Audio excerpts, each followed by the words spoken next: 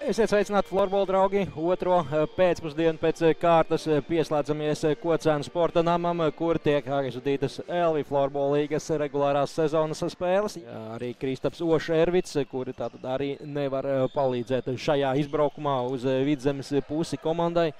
Un, protams, vēl joprojām no savainojuma turpina atgūties viens no līderiem Ralfs Polis, bet tikmēr Rubana neatliek visu uz trešo periodu, kā vakardienas spēlē, lai gūtu vārtus.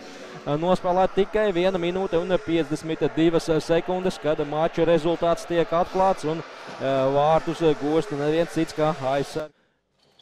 Tālējošas analīzes, kura komanda tad būs labākā, kura kritīs varbūt ārā, bet tikmēr savu tradicionālo žestu var demonstrēt Matīs Celms. Saņems piespēli no aizvārtus. Matīs no tūs distances gūst vārtus un Kocēnu Rubana dubulto pārsvaru uz rezultātu tablo, panākot 2.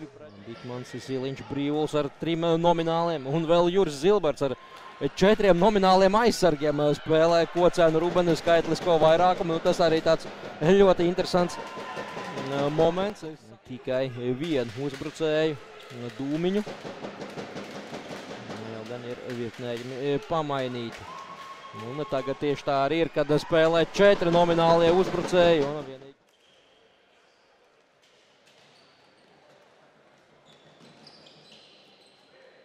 Joprojām Rubana ar bumbu spēlēt skaitliskajā mazākumā. Tagad Antāns to iegūst savai komandai. Blīska uz vārtu priekšu un Sandis Levalds īstajā laikā, īstajā vietā meta bumbu vārtos un liepainieki vienus vārtus atspēlē, realizējot skaitlisko vairākumu.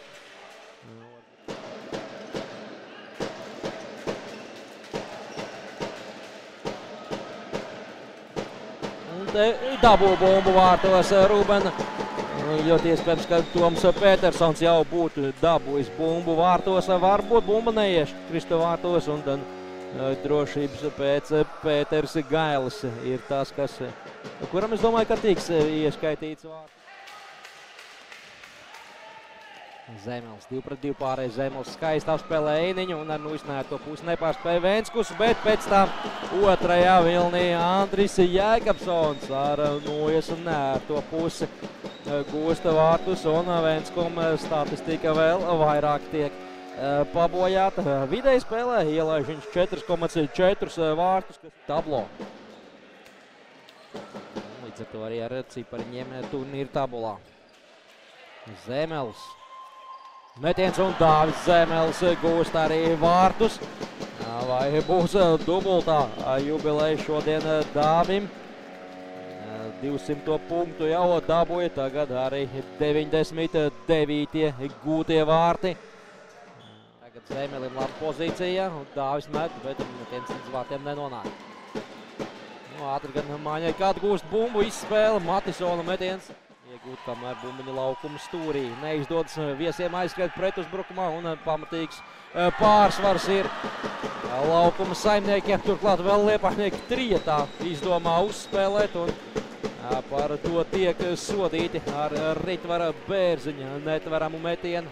6-1. Tagad 3-2 pārējie viesiem. Bet pazaudē bumbu Blīska un sanāk 3-2 jau uz pretējo pusi. Kalniņš atvaira Bērziņa metienu. Tad skaidrs, ka pašlaik rezultāts ir tāds, ka te Bērziņš 1-1 ar Kalniņu aizmet garām vārtiem. Tikai punkts mazāk Florbola kluba sāca kapteinim Deividam Osītim, kuram ir 11 punkti, un tad ar 7 punktiem seko Sandis Levalds un Patriks Blīska, 2 liepainieki. Bet, kamēr es par to, tikmēr Liepājas vārdsargam, neskatot, protams, pēcspēles metienu sērijas, kurās ir piedalījusies gan Rubana, gan Kurša, bet spēles gaitā šis ir pirmais soda metiens abām komandām. Vakar Kalniņš tika galā ar visiem valmieriešu mēģinājumiem, tagad viņš pret Juris Zilbertu. Skaisti Juris ar izsnērto pusi raida bumbiņu vārtos un panāk 7-1 savas komandas labā.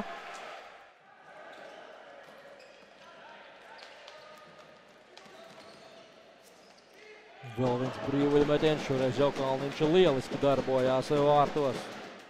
Šo sezonu katrā otrajā spēlē nopelna pa punktiņam par rezultīvai piespēlē. Ja tā, tad šodien jāpaliek uz nulītes. Pagaidām vēl tas sezonas sākums nav īsti izdevies komandas kapteinim, bet Kalniņš rāda lielisks atvairījumus. Tiek saukts Kalniņš malā, spēlēs piecatā Kurši. Leivalds saglabā bumbu. Riskanta piespēle un Matīs Celms viens ir puse laukumā un mēta bumbu vārtos 8-1. Kurši šodien tiek grauti uz bālo sniegumu Cēsu Lekriņš. Tur divās spēlēs vidēji nepilni 500 skatītāji bijuši klātienē, bet Ārtis Matīs Fogels iemet 9. vārtus Kocēnu Rubenai. Dāvim Zemelim vēl viens punktiņš, bet tie nav 100 vārti, tā ir vēl viena piespēle. Un Ārtis Matīs Fogels palielina pārsvaru līdz.